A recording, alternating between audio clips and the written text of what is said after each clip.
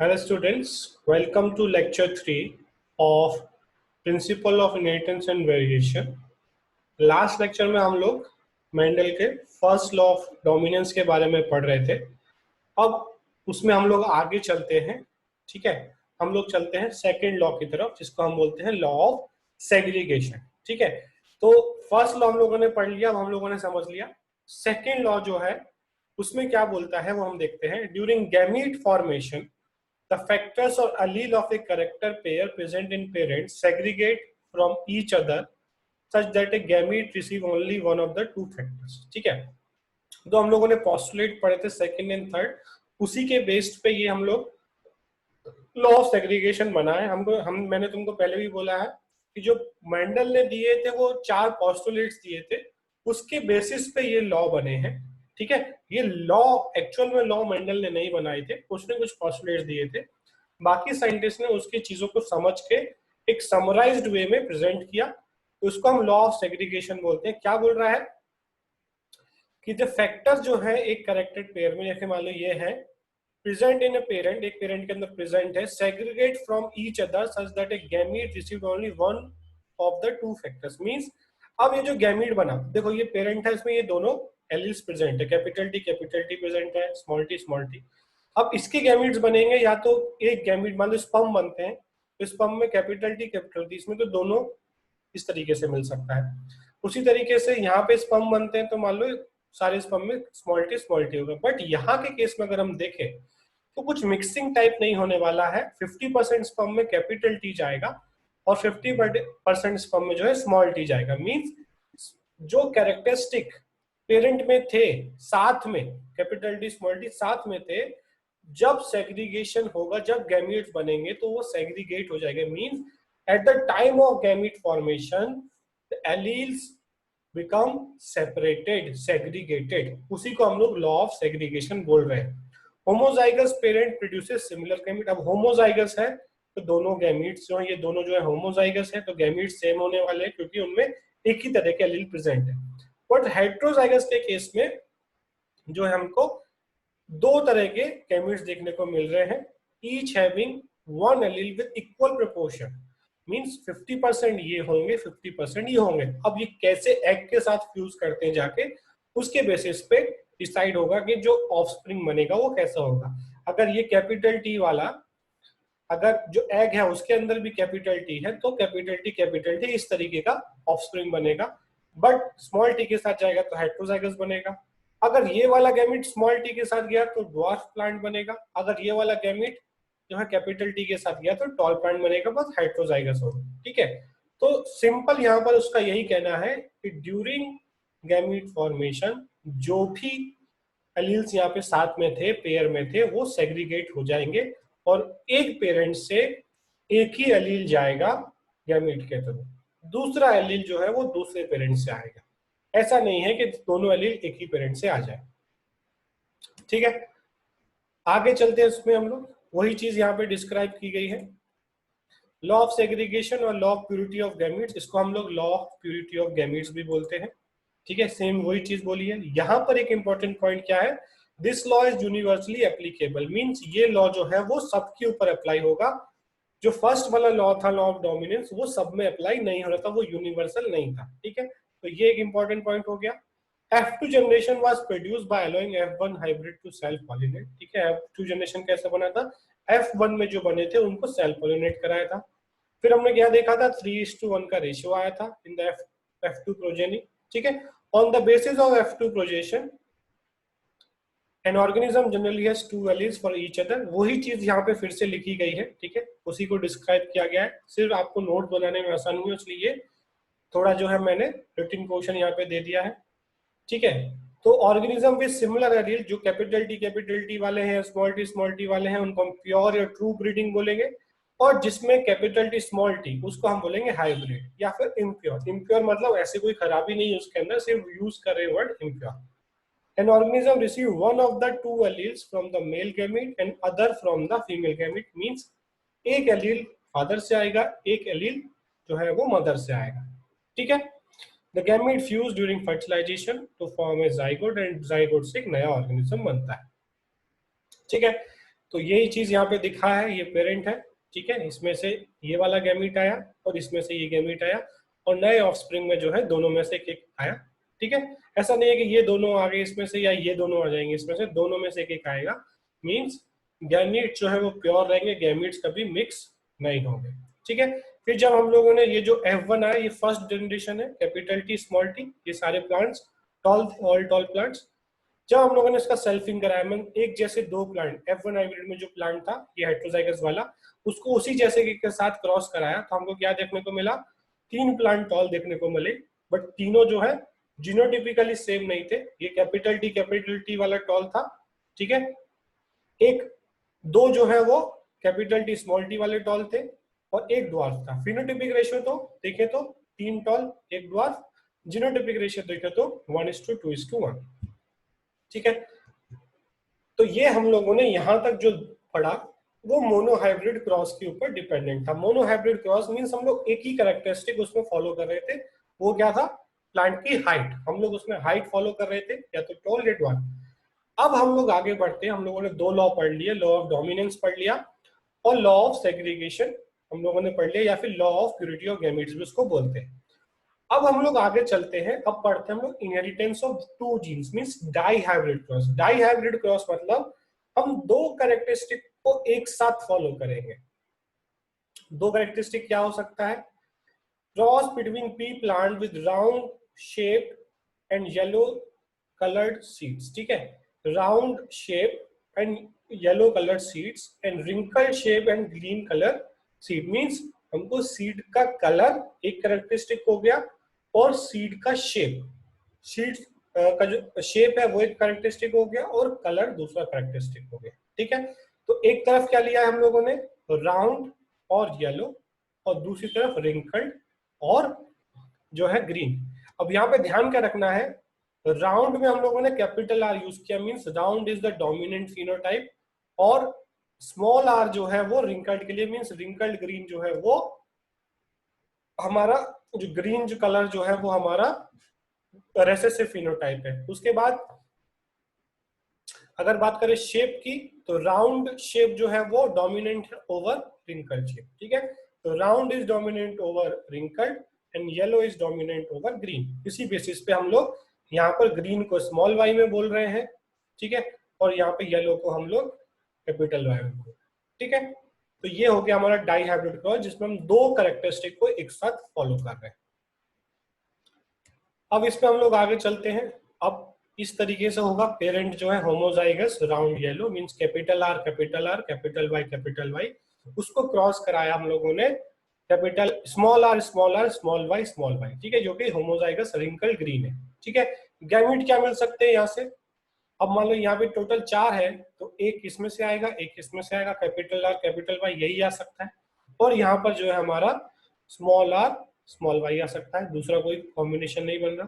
जो F1 generation आई वो क्या आई, कैपिटल आर स्मॉल आर। अब कैपिटल आर स्मॉल आर है तो किसका फिनोटाइप देखने को मिलेगा, कैपिटल आर का, मींस क्या होगा, वो राउंड होने वाला है।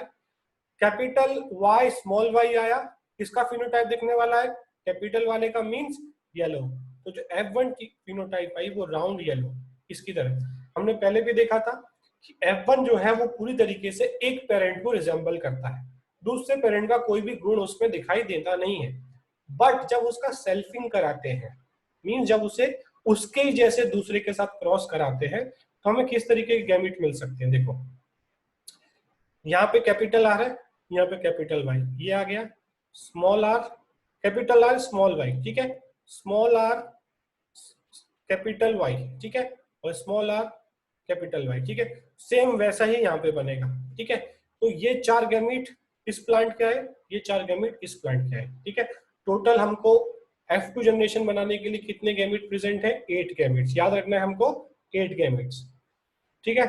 आगे चलते हैं, तो क्या करेंगे हम लोग एक पुनेट स्कोर बनाएंगे, ये सारे जो है लेफ्ट साइड में लिख देंगे और बाकी जो है ऊपर के साइड रख देंगे, ठीक है, और इनको जो है मल्टीप्लाई करते जाएंगे और देखते जाएंगे क्या बनता है, ठीक है। 4 गैमिट इधर आ गए एक पेरेंट से, दूसरे पेरेंट से गैमिट इधर आ गए, दोनों सेम ही है, ठीक है।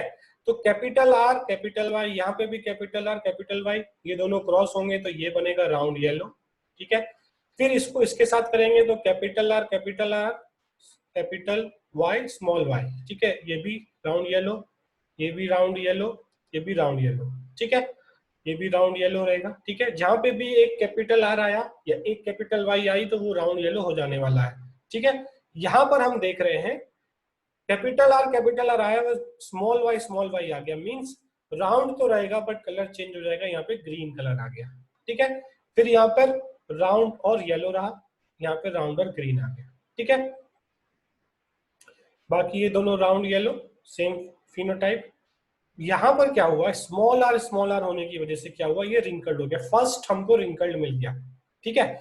चार तरह के फिनोटाइप हमें देखने को मिलेंगे, देखो, राउंड येलो देखने को मिलेगा, राउंड ग्रीन देखने को मिलेगा, रिंकल्ड येलो देखने को मिलेगा और रिंकल्ड ग्रीन। कॉम्बिनेशन आप अपनी नोटबुक पे लगा के देख लो, ये आपको साथ के साथ नोटबुक पे बनाओ और वीडियो ऑफ करने के बाद खुद बनाओ, ठीक है। कोई भी दो कैरेक्टरिस्टिक देख लो, जो मेंडल ने 7 कैरेक्टरिस्टिक लिए थे उनमें से कोई भी दो पकड़ लो और बना लो, खुद से बना लो डाई हाइब्रिड क्रॉस, ठीक है। 4 इधर रख देने, 4 इधर रख देने, उनको मल्टीप्लाई करते जाना है और डोमिनेंट और रिसेसिव के बेसिस पे उसका फिनोटाइप डिसाइड कर लेना है। कहीं पे भी कैपिटल आ रहा है तो राउंड हो जाएगा, अगर कैपिटल वाई उसमें है तो पक्का येलो रहेगा। जब दोनों आर स्मॉल होंगे तो रिंकल रहेगा, बट वाई कैपिटल है तो येलो रहेगा, ठीक है। यहाँ पे भी रिंकल रहेगा बट वाई एक वाई है तो भी येलो ही रहेगा।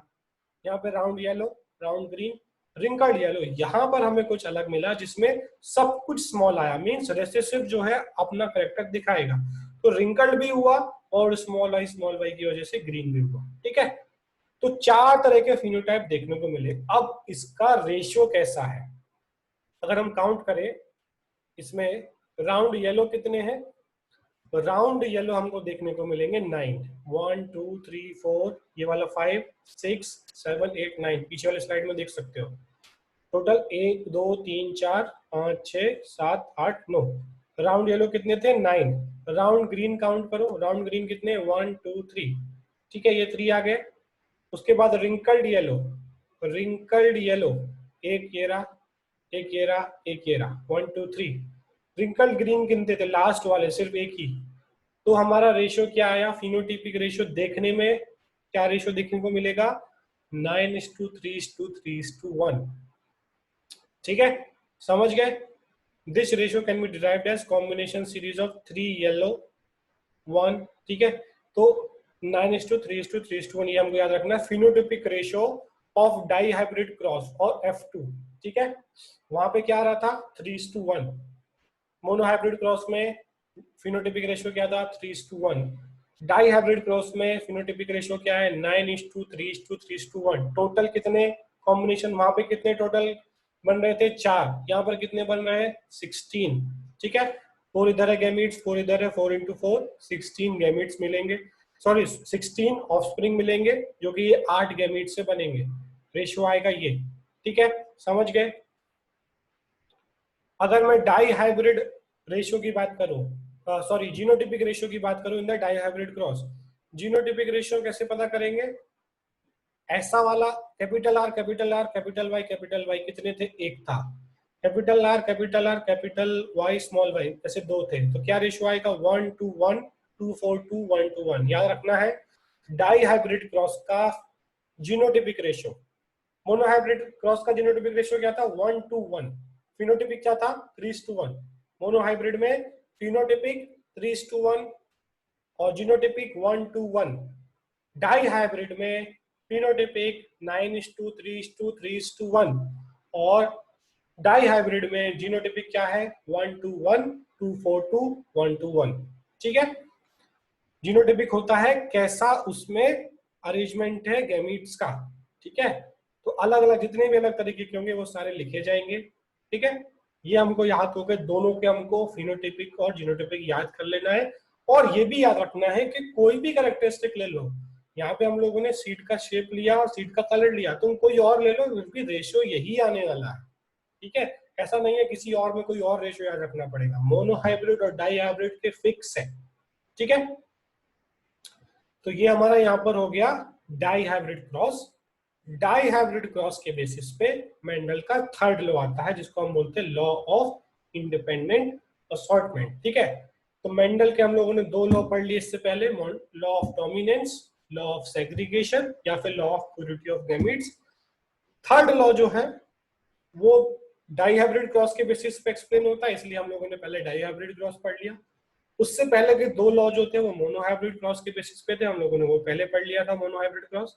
ठीक है, तो डाइहाइब्रिड क्रॉस पढ़ने के बाद हम लोग आए थर्ड लॉ ऑफ मेंडल पे। ठीक है, it is based on result of dihybrid cross. It states when more than one pair of characters are involved in a cross. ठीक है, एक से ज्यादा पेयर है यहाँ पर, factor pair 1, factor pair 2, factor pairs independently segregate from the other pair of the characters. Means अब यहाँ पे देख रहे हो ए जो है येलो और ए जो है व्हाइट, बी जो है ग्रीन और बी जो है ये यहाँ पे व्हाइट बोल सकते हो। ठीक है, बट हमको क्या देखने को मिलेगा, ए जो है वो बी के साथ भी जा सकता है, मींस उसका पेयर जो है वो जरूरी नहीं है ए के साथ में रहेगा, और ये वाला ए जो है इस बी के साथ में जा सकता है। मींस यहाँ पे ये इसमें पेयरिंग में थे, इसमें पेयरिंग में थे, बट जब गैमीट बनेगा तो वो इंडिपेंडेंटली सेग्रीगेट होंगे, मींस पेयर में सेग्रीगेट नहीं होगा। ऐसा नहीं होगा ये ए मतलब दो गैमीट बन रहे हैं इसमें, हम देख रहे हैं दो गैमीट बन रहे हैं तो ये ए इसमें चला जाए, ऐसा नहीं है। ठीक है, और ये बी भी इसमें चला जाए, ऐसा नहीं, इसका एक इसका एक। ठीक है, इंडिपेंडेंट है। दूसरा पॉसिबिलिटी क्या है कि इसका ए आया, ठीक है, और नीचे वाले का ये डायगोनल में जा रहा है, और इसका ए और इसका ये बी। ठीक है, यहाँ पे ऊपर नीचे वाला साथ में जा रहा था, इसमें डायगोनल वाला साथ में जा रहा है। ठीक है, तो इस तरीके से हमको इतने तरीके के जो हमको देखने को मिल सकते हैं गैमेट्स। ठीक है, ये चार तरीके का यहाँ पर हम लोग पॉसिबिलिटी देख रहे हैं। टोटल पॉसिबिलिटी दो है, या तो ऊपर नीचे वाला पेयर ये है। ठीक है, A capital A small A, capital B small B, ये पेयर है, बट कैपिटल ए के साथ नहीं जा रहा है, वो नीचे वाले के साथ पेयर करके गैमीट में जा रहा है। ठीक है, इसी को बोलते हैं law of independent assortment. Means उसका जो पार्टनर है वो उस जनरेशन तक उसका पार्टनर है, जब आगे की जनरेशन की बात आएगी तो वो इंडिपेंडेंट है, नेक्स्ट जनरेशन में भी उसके साथ रहूंगा, ऐसा कोई उसमें फैक्टर नहीं है, कोई उसमें रूल नहीं है कि वो उसी के साथ रहेगा, कैपिटल ए स्मॉल ए के साथ ही रहेगा, ऐसा कोई रूल नहीं है। वो इंडिपेंडेंटली स्मॉल बी के साथ भी जा सकता है इस केस में, और कैपिटल बी के साथ भी जा सकता है। ठीक है, समझ गए? तो यही है हमारा लॉ ऑफ इंडिपेंडेंट असॉर्टमेंट। तो समराइज करते हैं यहाँ पर हम लोग मेंडल्स के एक्सपेरिमेंट को। तो फर्स्ट हम लोगों ने पढ़ा था मोनोहाइब्रिड। ठीक है, मोनोहाइब्रिड क्रॉस में टाइप ऑफ गैमीट दो ही हो सकते थे। नंबर ऑफ जाइगोट ऑफस्प्रिंग कितने बन सकते थे? 4। नंबर ऑफ फिनोटाइप हमको देखने को मिलेंगे दो, या तो टॉल या ड्वार्फ। नंबर ऑफ जीनोटाइप 3 तरीके के थे, 1 to 1 था, इसलिए फिनोटाइपिक रेशियो 3:1 था, जीनोटाइपिक रेशियो 1:2:1 था। डाई हाइब्रिड क्रॉस के में हम लोग क्या 4 तरीके के गैमीट देखने को मिलेंगे। जब 4 तरीके के गैमीट है तो नंबर ऑफ जाइगोट या नंबर ऑफ ऑफस्प्रिंग कितने बने थे? 16 बने थे। फिनोटाइप जो है 4 तरीके के देखने को मिले थे, आप पीछे जाके देख सकते हैं, राउंड येलो, रिंकल्ड ग्रीन, उस तरीके से 4 मिले थे। नंबर ऑफ जीनोटाइप्स 9 होंगे टोटल, 9 तरह के जीनोटाइप देखने को मिलेंगे। ठीक है, 1 to 1, 2 4 2, 1 to 1, टोटल 9 हुए। फिनोटाइपिक रेशियो 9:3:3:1 और जीनोटाइपिक रेशियो 1 to 1, 2 4 2, 1 to 1। ठीक है, किसी भी तरीके से लिख सकते हो, ये आना चाहिए सारी चीजें, 1 to 1, 2 4 2, 1 to 1। जरूरी नहीं है 1 to 1 आगे लिखो, 2 4 2 भी आगे लिख सकते हो, वो मेंशन करना पड़ेगा कौन सा है। जीनोटाइपिक रेशियो बहुत रेयरली पूछते हैं, मोस्टली फिनोटाइपिक रेशियो ही पूछा जाता है। ट्राई हाइब्रिड क्रॉस हमारे सिलेबस में नहीं है, फिर भी मैं आप लोगों को टास्क देता हूं, आप खुद से नोटबुक में ट्राई हाइब्रिड क्रॉस बनाने की कोशिश करो। ठीक है, नहीं बनता है तो आप मेरे को लाइव क्लास में पूछो। ट्राई हाइब्रिड क्रॉस ये मैंने आपको यहाँ पे क्रॉस दे दिया। ठीक है, अब इसको आप कुछ भी कैरेक्टरिस्टिक ले लो, एक सीड शेप ले लो, एक में सीड कलर ले लो, एक में जो है पॉड कलर ले लो, कुछ भी ले लो। 3 कैरेक्टर जो मेंडल ने साथ लिए थे उसमें से कोई भी 3 पकड़ लो। ठीक है, यहाँ पे गैमीट 8 बनेंगे, ट्राई हाइब्रिड है तो। ट्राई हाइब्रिड में 4 बन रहे थे, ट्राई हाइब्रिड में 8 हो जाएंगे। नंबर ऑफ ऑफस्प्रिंग जो 64, जो पोनेट स्कोर है वो बहुत बड़ा होने वाला, पूरे पेज पे आएगा, वहां पे 16 बना था ट्राई हाइब्रिड में, या 64। फिनोटाइप 8 तरह के मिलेंगे, जीनोटाइप 27 टाइप के मिलेंगे। फिनोटाइपिक रेशियो 3:1 की पावर 3 और 1 to 1 की पावर 3। ठीक है, तो ये ट्राई हाइब्रिड क्रॉस आपको खुद से ट्राई करना है, सिलेबस में नहीं है, बट प्रैक्टिस के लिए कर सकते हो। मोनो हाइब्रिड डाइहाइब्रिड तो जरूर करना है खुद से, बिना देखे आप 2-3 बार बनाओ, तभी जाके न्यूमेरिकल सॉल्व होंगे। जेनेटिक्स में न्यूमेरिकल तभी सॉल्व होंगे जब मोनो हाइब्रिड डाई हाइब्रिड तुम बिना देखे बना सकते हो, रट जाना है ये, इसके ratio, phenotypic ratio, dihybrid ratio, ये डायरेक्ट क्वेश्चन आएंगे। नंबर ऑफ ऑफस्प्रिंग या नंबर ऑफ जाइगोट कितने मिलेंगे डाई हाइब्रिड में, ठीक है, तो डाई हाइब्रिड में 2 थे तो 2 से 4 हो जाएंगे, ऐसा नहीं 16 होंगे, ये पूरा टेबल रट लेना है, ठीक है। मोनो हाइब्रिड और डाई हाइब्रिड का तो जरूर रट लेना है, ट्राई हाइब्रिड नहीं होता है कोई बात नहीं।